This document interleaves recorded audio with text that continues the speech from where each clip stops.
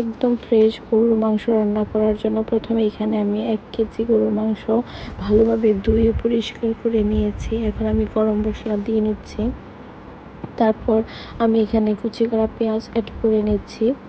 আমি ফ্রেশ পেঁয়াজের paste and রসুন পেস্ট একসাথে করে ইউজ করতেছি। এখানে আপনারা চাইলে আলাদা আলাদা ইউজ করতে পারেন। আমি আদা পেস্ট অ্যাড করব এখন।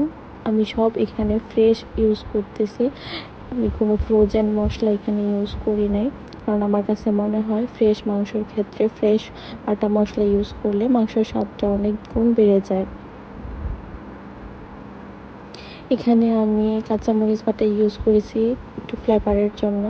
আমি ঝাল বেশি খাই, তো ওই জন্য এখানে পরিমাণ মতো 3 চামচের মতো শুকনো মরিচের গুঁড়া অ্যাড করেছি।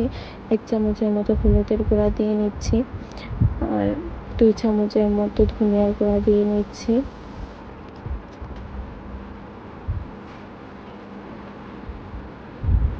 এখানে লবণ অ্যাড করেছি 2 চামচের মতো। ধনিয়ার গুঁড়া 2 চামচ, জিরার গুঁড়া 1.5 চামচের মতো অ্যাড করেছি। আর এখানে সরিষার তেল অ্যান্ড সয়াবিন তেল আমি অ্যাড করেছি, কারণ আমার কাছে মনে হয় যে সরিষার তেল দিলে মাংসটা একটু ফ্লেভারফুল হয়। আপনারা চাইলে এটা স্কিপ করতে পারেন।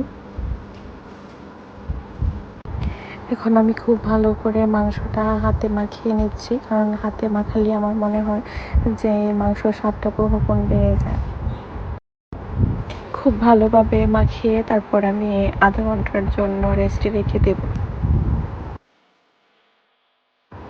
আধা ঘন্টা রেস্টে রাখার পর এখন আমি চুলায় বসিয়ে দেব।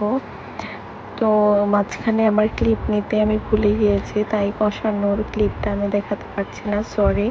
আমি মাংসটা ভালোভাবে কষিয়ে তারপর এখানে জল দিয়ে নিয়েছি।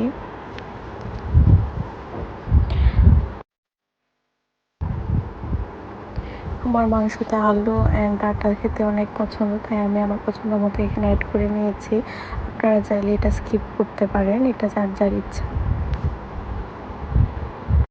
এভাবে অবশ্যই বাসায় একবার ট্রাই করে দেখবেন, ইনশাল্লাহ ভালো লাগবে আপনাদের।